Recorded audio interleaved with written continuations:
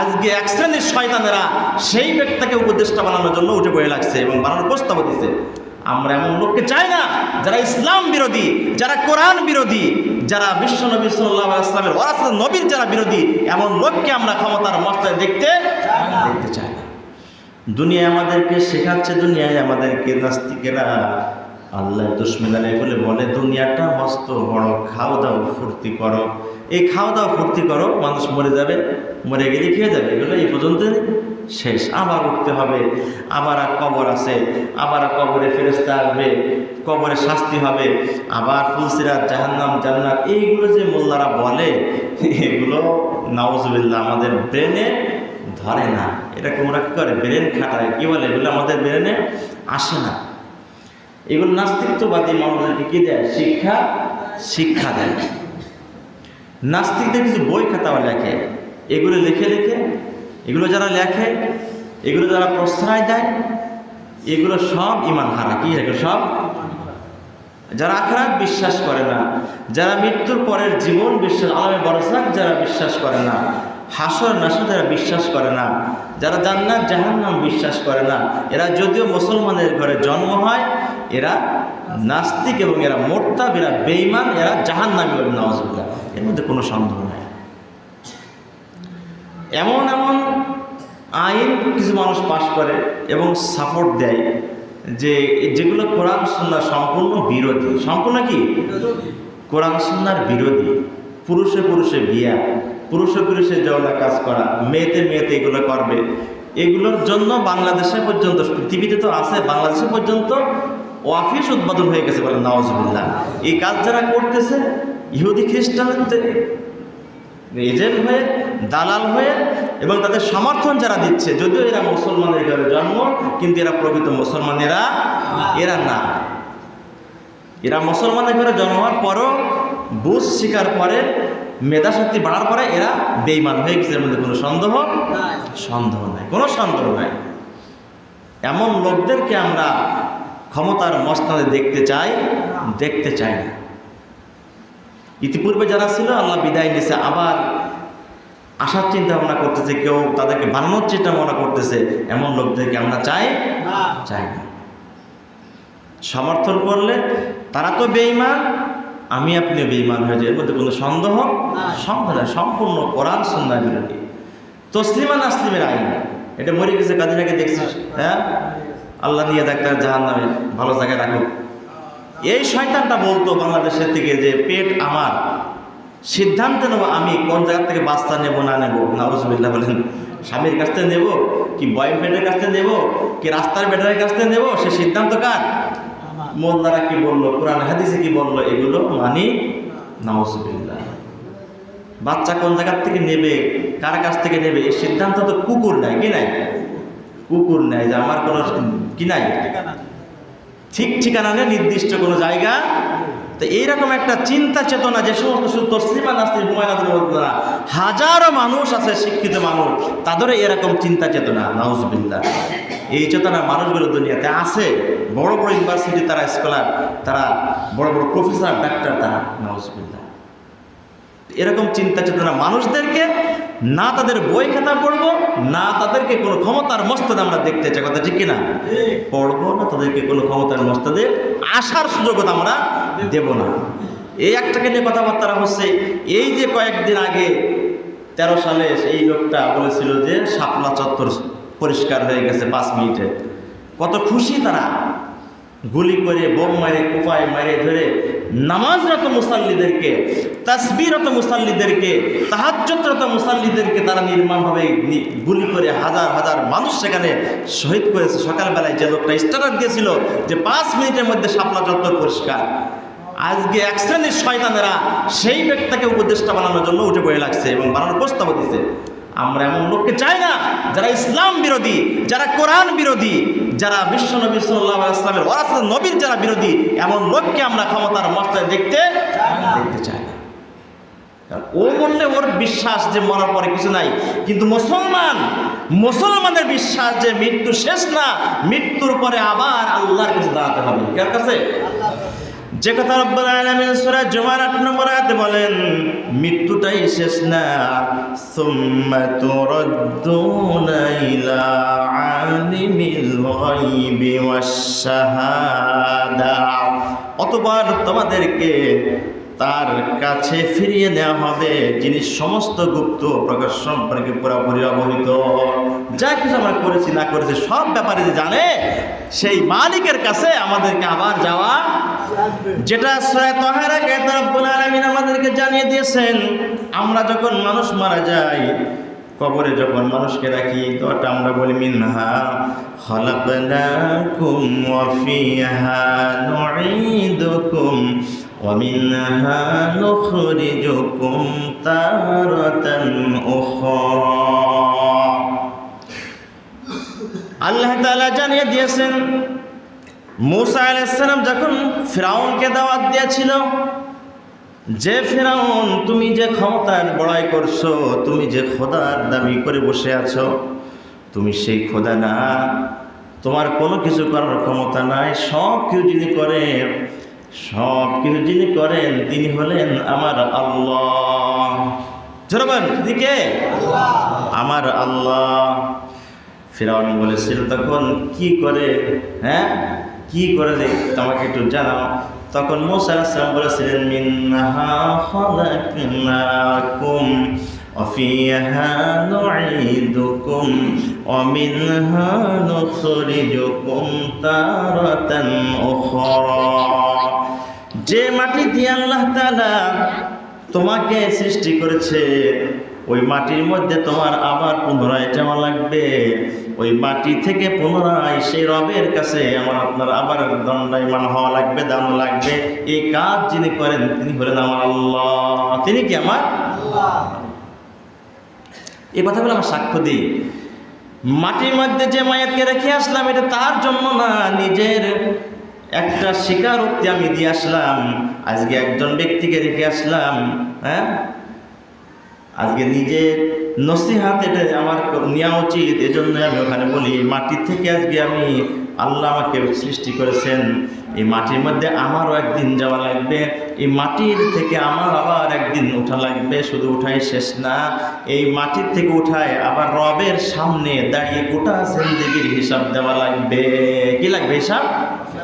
হিসাব দেওয়া লাগবে। যা কিছু আমি করেছি আর না করেছি, আল্লাহ তাআলা বলেন যে সব কিছুর খবর আমার কাছে আছে। ফায়ুনাব্বিউকুম বিমা কুনতুম তা'মালুন। অন্যায় করেছি প্রকাশ্যে, অনেক হয়তো দেখেছে, কেউ দেখে নাই। অন্যায় করেছি রাতের অন্ধকারে হুকুম দিয়েছি মারার জন্য, হত্যার জন্য। অন্ধকারে আমি অন্যায়ভাবে যে কাজটা করেছি, দুনিয়ার কোনো মানুষ জানে না। আল্লাহ বলে সেই খবর আমার কাছে, রেকর্ড আমার কাছে আছে। আমি সেদিন সবার সামনে সেটা প্রকাশ করে দেব, সব কিছু বলে দেবে। আল্লাহ তাআলা সূরা ইয়াসিনে আয়াতে বলেন, আল-ইয়াওমা নাখতিমু আলা আফওয়াহিহিম ওয়া তুকাল্লিমুনা আইদিহিম ওয়া তাশহাদু আরজুলুহুম বিমা কানু ইয়াকসিবুন। সেদিন জবানকে আল্লাহ তাআলা বন্ধ করে দিবেন। জবান দিয়ে কথা বলার ক্ষমতা থাকবে না। হাত কথা বলবে, পা কথা বলবে, হাতে বলবে এই কাজ আমি করেছি, এই কাজটা আমি ভালো কাজ করেছি। হাত বলবে, এই হাত আমার দ্বারা কোরআন স্পর্শ করা হয়েছে, এই হাত বলবে আল্লাহ। এই হাত দিয়ে একজন আল্লাহওয়ালার কাছে যে মুসাফা করেছে, কি করেছে, এই হাত দিয়ে দান করেছে, ভালো ভালো সবগুলো হাতে সাক্ষ্য দিবে। তদ্রূপ অন্যায় যে কাজ করা হয়েছে, এই হাতের দ্বারা আমি এই কাজটা পাশ করেছি, এই হাতের দ্বারা আমি অন্যকে কষ্ট দিয়েছি, এই হাতের দ্বারা আমি যা কিছু করা হয়েছে সমস্ত খবর হাত আল্লাহর কাছে বলে দিবে। কে বলবে? হাত বলে দেবে, পা বলবে, সবাই বলে দেবে। অন্য আয়াতে আল্লাহ তাআলা বলে, ইয়াওমাইযিন তুহাদ্দিসু আখবারাহা বিআন্না রাব্বাকা ওয়া হালাহা। জমিন আমার আপনার বিরুদ্ধে সাক্ষ্য দিবে। কে দিবেন? জমিন কথা বলবে। কে কথা বলবে বলেন? এই জমিন কথা বলবে। এই মাটি পাথরে কি বলবে? কথা। জমিনে কথা বলতে পারে? পাথরে কথা বলতে পারে? হ্যাঁ পারে। পাথর দৌড় দিতেও পারে। এগুলো তো দুনিয়াতে আল্লাহ তাআলা নজির রাখছে। وإن من الحجارة لما يتفجر منه الأنهار وإن منها لما يشقق منه فيخرج منه الماء পাথর থেকে এমন কিছু পাথর আছে যে পাথর তারা আল্লাহর ভয়ে জাহান্নামের ভয়ে তারা সব সময় কান্নাকাটি করে। কি করে? পাথর আল্লাহর ভয়ে কাঁদে। পাথর থেকে পানি বের হয়। পাথর থেকে কি হয়? তার ও কি মৃত্যু বলা যায় ওদেরকে? ওদেরও কি আছে? জীবন আছে। কেমন জীবন আল্লাহ জানে। মাটির জীবন আছে। মাটি কথা বলতে পারবে। মাটিকে কথা বলার আল্লাহ পারমিশন সেদিন কি দিয়ে দিবে। তো যাই হোক, আল্লাহ তাআলার কাছে আমাদের দণ্ডায়মান হওয়া লাগবে, আর সব কিছু খবর আল্লাহ তাআলা কি করে দেবেন? সেদিন প্রকাশ করে দিবেন। সূরা আহজাবের 16 নম্বর আয়াতে রব্বুল আলামিন যে কুল লা ইয়ানফাকুমুল ফিরার ইন ফারারতুম মিনাল মাউত আবিল কাতলি ওয়া ইযান লা তামাত্তাউনা ইল্লা কালিলা। রব্বুল আলামিন জানিয়ে দিয়েছেন, নবী আপনি দুনিয়ার মানুষদেরকে জানিয়ে দেন, লা ইয়ানফাকুমুল ফিরার, কোনো কাজে আসবে না। কোনো লা ইয়ানফা, কখনো কাজে আসবে না। আপনি এখান থেকে পালা ওখানে যাবেন, ধরা পড়ে যাবেন। কি করে যাবেন? ধরা। দুনিয়া আমরা দেখতে সামান্য যে পুলিশের বইতে, র্যাবের বইতে, শহীদদেরকে বইতে পলায় কারো দাড়ি ছিল না, সে দাড়ি সাইজে রাখে দরবেশ হয়ে যায়, আর কারো দাড়ি ছিল সে সাইজে হয়ে যায়, কারো মুসি হয়ে যায়। বাঁচার জন্য। কিসের জন্য? 20 তলা 50 তলা বিল্ডিং থেকে কলার পাতা কচুর পাতা দিয়ে শুয়ে বেড়াচ্ছে, বাগানে মশা কামড় খাচ্ছে, জোক লাগতেছে যে বাঁচা যায় কিনা। কি যায় কিনা? বাঁচা। কিন্তু বাঁচার সুযোগ আছে? একদিন আসবে না, বাঁচতে পারবো না।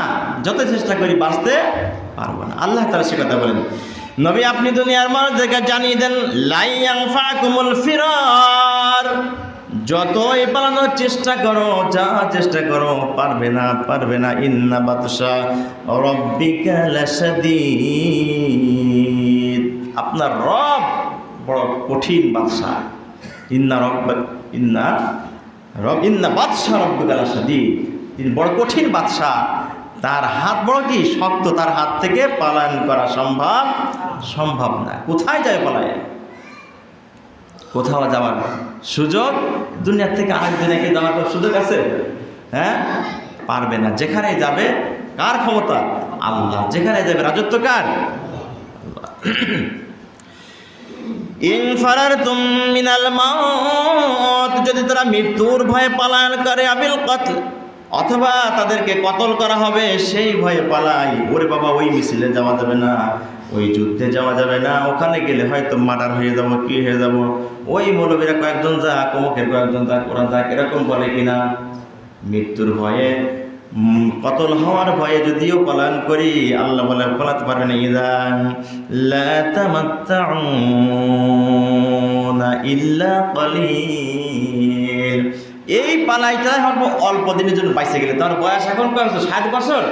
এখন পলায়ন করলে কোনো কাদায় বর্ডার পার হয়ে চলে গেলেন। কি হলেন? চলে গেলেন। কিন্তু হয়তো আর 10 বছর বাঁচবেন, 5 বছর বাঁচবেন, 2 বছর বাঁচবেন, হয় কিনা এরকম? আল্লাহ বলে পালায়ন করলে, কিন্তু এ তো দুনিয়ায় পালায়ন করলে, তারপরে তুমি মৃত্যুর ভয়ে যুদ্ধে গেলে না, মৃত্যুর ভয়ে পালাই বেড়াইলে, কিন্তু সামান্য কদিন পালালে, কিন্তু তারপরে তো আবার তোমার কাছে মৃত্যু আসবে কিনা? মৃত্যু আসবে কিনা? সেই হাদিসের মধ্যে আসছে, আজরাইল আলাইহিস সালাম আসছে মুসা আলাইহিস সালামের জান কবজ করতে। কার কবজ? মুসা আলাইহিস সালামের জান কবজ করতে আসছে। বলে কে? বলে আমি আজরাইল। মুসা আলাইহিস জিজ্ঞাসা করেছে কে? বলে আমি আজরাইল। বলে চড় মারছে। আজরাইল কি মারছে? রাগানিত নবী তো আজরাইল জান কবজ করতে আসছে, এক চড় মারছে, এমন চড় না চোখ একটা কি গেছে, জায়গা থেকে বের হয়ে গেছে। হ্যাঁ, চোখ ধরে নিয়ে আল্লাহর কাছে ধরেছে, আল্লাহ কোন লোকের কাছে পাঠাতে আমার জান কবজ করতে, সে তো এক থাবা মারছে আমার চোখ টোকাকে ঠিক করে, তারপরে কথা বলে। সে হাদিসের মধ্যে আছে, গল্প না। বলে কি হয়েছে? বলে মুসা আলাইহিস কাছে গেছি। কি বলছো? বলে জিজ্ঞাসা করছে তুমি কে? বলে আমি আজরাইল। কেউ জন্য আসছে তোমার জান কবজ করতে। তার বলার সাথেই মাইক বলার সাথে কি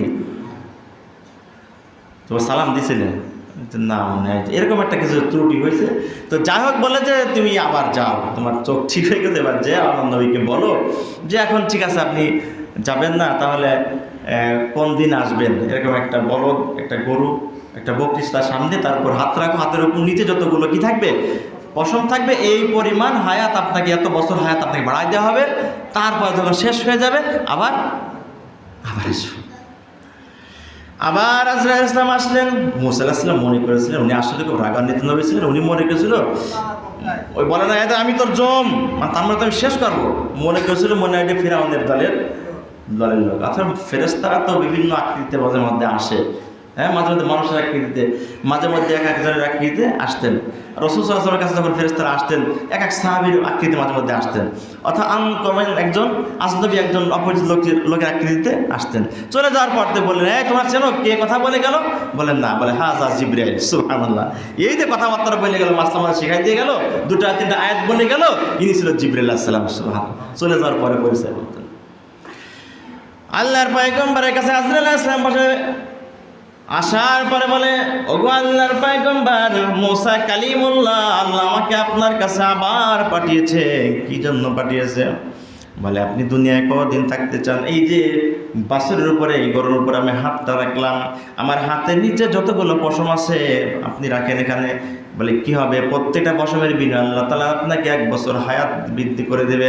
যখন শেষ হয়ে যাবে তখন বলে তখন আমি আবার আসবো। তখন কি আমি বলে এত হায়াত যখন শেষ হয়ে যায় আবার যখন আসবা, তো এত দেরি করার দরকার নাই, তুমি এখনই আল্লাহর সাথে আমাকে মিলিয়ে দাও। সুবহানাল্লাহ, নিয়ে যা, শেষ যখন হবে তখন আর দেরি করে।